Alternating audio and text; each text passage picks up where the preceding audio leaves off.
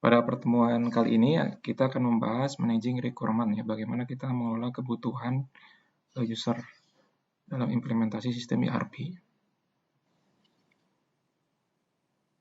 Jadi ketika kita melihat sebuah requirement ya, requirement user itu bisa berbeda-beda ya, secara scope ya. Mungkin ada di level strategik, ya ada juga di level operasional ya. Kalau di level strategik, misalnya direktur atau pimpinan, requirement-nya mungkin seperti apa supaya misalnya untuk meningkatkan kepuasan customer misalnya gitu kan, untuk misalnya meningkatkan atau mengurangi total biaya misalnya apa simpan misalnya. Nah, ini disebut granularity of requirement. Jadi besar kecilnya requirement itu tergantung dari level dari manajemen ya. Nah, sehingga memang requirement itu berbeda ya antara satu orang dengan orang lain. Nah, tentu tidak setiap orang di perusahaan itu terlibat ya nanti dalam membuat requirement ya. Jadi memang ada representatif dari setiap bagian di perusahaan untuk mendefinisikan seperti apa sih kebutuhan perusahaan dalam hal implementasi ERP ini. Dan tadi di setiap level itu mungkin levelnya berbeda ya, granularity-nya berbeda.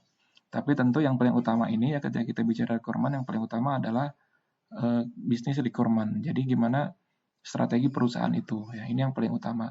Sehingga strategi operasional, ya, strategi supply chain, strategi logistik, dan strategi yang lain itu mengikuti strategi dari perusahaan ya.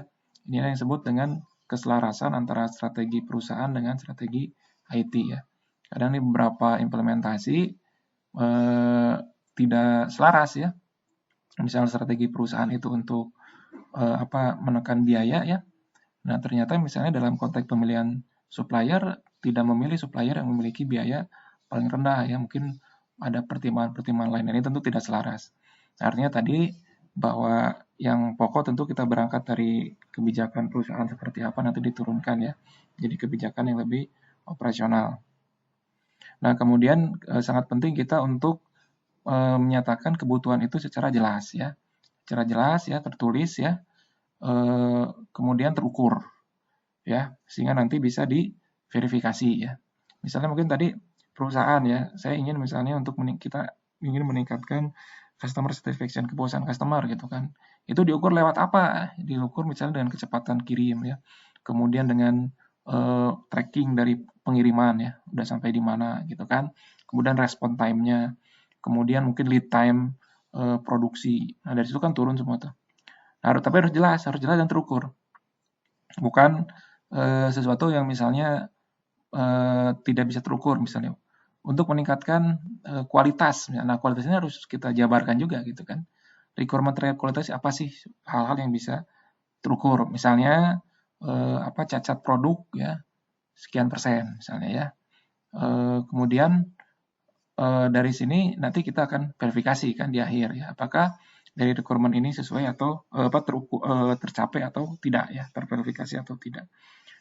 Nah, kalau kita bicara verifikasi ini ya, memang ada harus kita bagi ya, misalnya verifikasi internal itu kan dari requirement yang nanti bisa terukur. Ada hal yang sifatnya validasi ya, validasi itu kalau misalnya sistem sudah diimplementasikan. Nah, tentu ini akan terasa kalau misalnya sistem sudah berjalan ya. Kemudian kita harus memprioritaskan requirement ya, karena bisa jadi tidak semua requirement itu penting ya. Jadi ada critical ya, misalnya ada hanya desirable ya, mungkin hanya itu sifatnya supporting ya untuk mendukung misalnya kita prioritaskan yang memang mendukung dari bisnis requirement yang strategis ya. Misalnya apa yang terkait yang kurang penting ya, misalnya mau menambah antar muka misalnya ya untuk misalnya user ya, yang mungkin itu bisa kita lihat berikutnya gitu kan ya. Selama misalnya waktu ataupun budgetnya masih tersedia ya. Nah, ada beberapa tipe requirement ya. Jadi sini ada business requirement, functional requirement, legal requirement, user requirement, kemudian maintainability requirement ya. Nah, ini kita akan bahas satu-satu.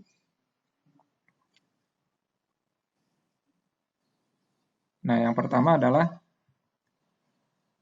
tipe-tipe requirement-nya adalah business requirement ya. Nah, business requirement ini adalah kebutuhan bisnis ya. Tadi seperti misalnya untuk meningkatkan kinerja keuangan perusahaan ya, mengurangi biaya ya, mempercepat misalnya laporan keuangan ya, meningkatkan misalnya kepuasan customer ya. Nah ini levelnya bisnis ya, business requirement. Kemudian diturunkan dari business requirement menjadi functional requirement. Ini sudah ke level operation ya. Kalau di produksi ya, kita di bagian produksi bicara misalnya tentang lead time produksi ya. Kalau misalnya di bagian inventory bisa bicara tentang lead time procurement misalnya ya, pengadaan. Kalau misalnya di bagian distribusi ya bicara misalnya tentang lead time dari pengiriman misalnya. Nah, ini dia setiap fungsional ini bisa beragam ya, tapi tentu tadi harus selaras dengan business requirement. Kemudian yang berikutnya adalah legal requirement ya. Nah, legal requirement itu kebutuhan yang memang didorong dari misalnya regulasi. Nah, misalnya pemerintah terkait regulasi tentang pajak ya, tentang pajak. Nah, saat ini misalnya di reporting keuangannya belum sesuai dengan kebutuhan atau tuntutan dari undang-undang perpajakan misalnya, sehingga kita harus menyesuaikan. Nah, bagaimana di sini sistem ERP juga bisa menyesuaikan dengan legal requirement. Atau misalnya dibutuhkan untuk pelaporan-pelaporan yang menggambarkan green misalnya, yang wawasan lingkungan. Karena misalnya di beberapa tempat, misalnya kalau kita misalnya mau mengirim barang atau ekspor misalnya dari satu negara ke negara lain ya, itu ada requirement terkait green, misalnya green requirement ya. Nah, ini adalah legal ya, legal requirement. Jadi kebutuhan yang memang berangkat dari regulasi, bisa jadi regulasi di negara tersebut ataupun regulasi di negara tujuan ya ketika misalnya akan melakukan ekspor. Ini requirement-requirement yang perlu juga diantisipasi dalam implementasi sistem ERP. Kemudian yang berikutnya user requirement ini spesifik kepada user ya. Misalnya terkait field-field yang harus diisi misalnya ya.